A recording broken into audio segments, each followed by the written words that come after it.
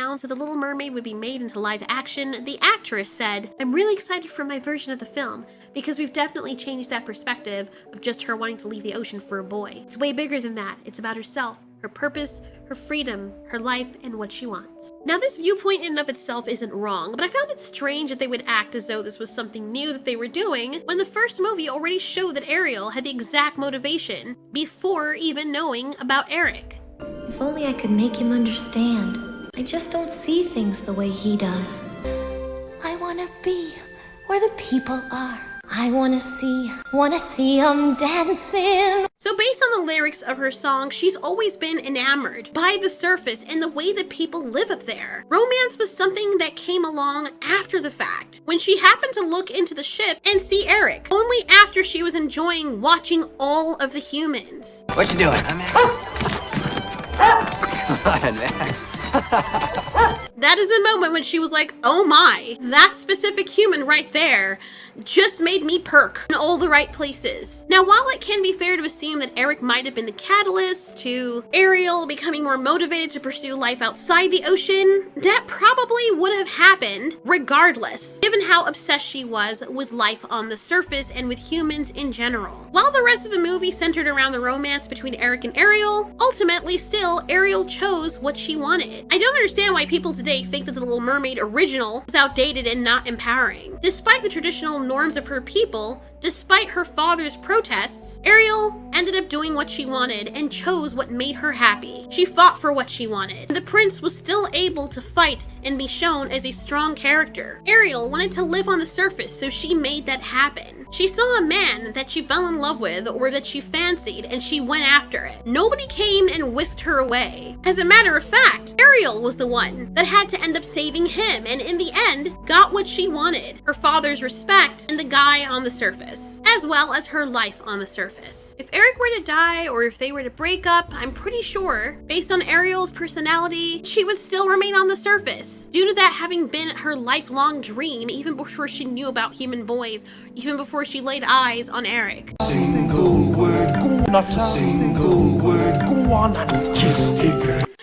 Respect to Eric though. Eric was like, no. For that reason, it's a bit bizarre the sudden need for the new actress or the studios to put focus on the idea that they're changing things to be more modern when Ariel has always been empowered, if that's what they want to call it. If they're arguing that they want to have more women empowerment, the argument has already been made that The Little Mermaid sets Disney heroines on a journey of empowerment. Ariel dared to be different, and despite everyone telling her that she was not supposed to think that way, or that a completely different race was not who she was supposed to be with, she still said, F you all, I'm going for what makes me happy. Dare I say it, but she was actually pretty selfish in the movie, but by certain cultural standards, you could call her empowered. Why? Because the literal definition of empowered is giving someone the authority or power to do something, or to make someone stronger or more confident, especially in controlling their life and claiming their rights. Their synonyms include unyoked, unfettered, unshackled, unchained. Another definition is having the knowledge, confidence, means, or ability to do things or make decisions for oneself. So, what the new live-action Little Mermaid was claiming to do is something that had already been done. Also, I find it a bit strange that modern takes on movies seem to skew towards the women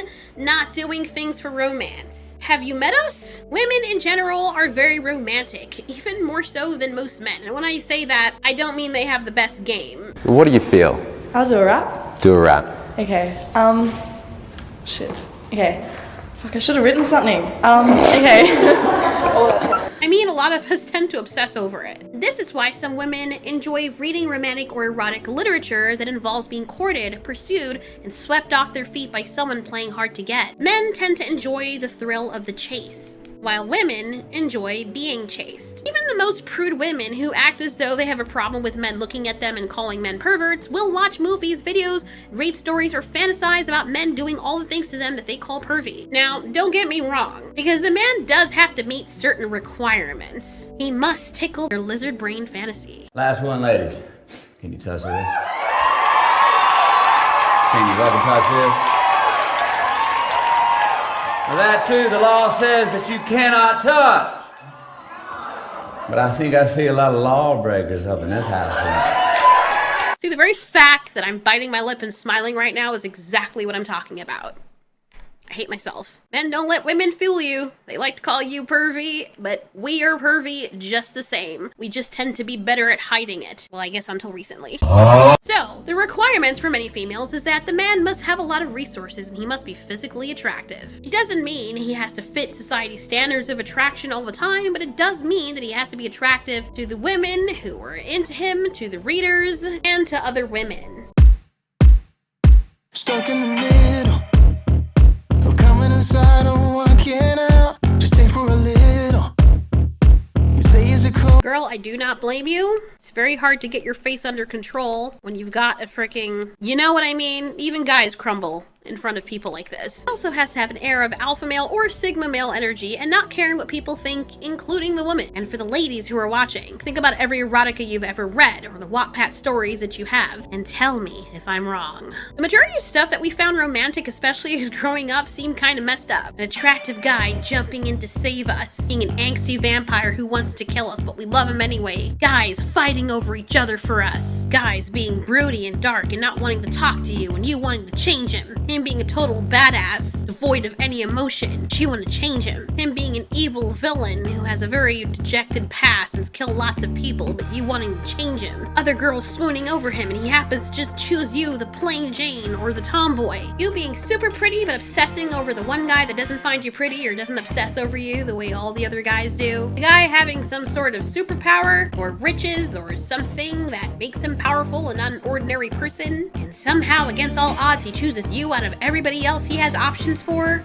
Am I ringing a bell? So movies and media about girls finding romance have been around for a long time. From classic romantic comedies and rom-coms, to all the Disney princess movies, regardless of how old they are, to all the K-dramas. While some may criticize these movies, saying things along the lines of, well, it's promoting unrealistic expectations of reinforcing gender stereotypes, there is a valid argument that they can empower young girls and serve as positive role model. There is nothing wrong with creating movies that depict girls finding romance. However, some modern films take the approach that women should not require a man's help, or that they are better at everything than men are, and this viewpoint can be offensive to many women who naturally prefer strong men. If we choose to be with that person, it is still our choice. Making the woman hypermasculine and making the guy she chooses weak actually ends up making women look as though they only desire someone weaker than them. It makes us look as though we are creatures who are not allowed to be attracted to strength, or someone else who is just as independent as we are. It makes us look unfavorable. Movies that depict girls finding romance can be empowering because they showcase women taking control of their own lives and forging their own paths. Even older movies that portray traditional gender roles where women are seen as passive and waiting for a man to rescue them can still be acceptable if done tastefully, like the scene with Shrek and Fiona. Doing you from this green beast. Keep your eyes on me, boys, cause I'm about to start!